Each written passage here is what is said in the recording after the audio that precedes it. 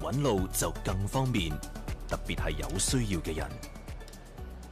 對我哋嚟講，去一笪新嘅地方咧，因為唔知道嗰度嗰個位置啊、距離啊，有時都會覺得好無奈嘅，因為要花咗好多時間做準備啦、揾定路啦、打電話去問啦咁樣，嘥咗成半日先至check 到嗰啲嘢。咁有時索性都算啦，唔去啦。為咗幫助視障人士獨立出行，匯豐銀行、香港失明人協進會就同本地一間科創公司合作，運用三維室內地圖，開發咗一個無障礙室內導航應用程式，透過實時定位同語音指示，協助視障人士去到目的地。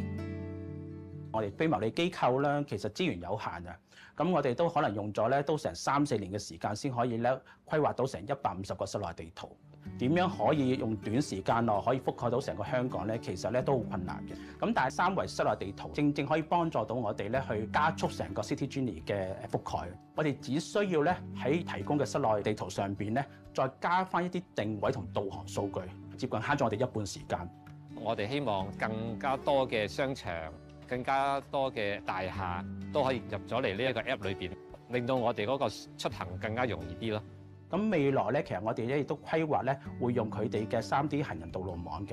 令到咧視障人士咧，佢哋可以體驗到咧，由一個建築物經過室外嘅地方，例如天橋、隧道咧，達到另外一個建築物嘅餐廳或者鋪頭，就可以咧達到一個無障礙嘅體驗咁樣。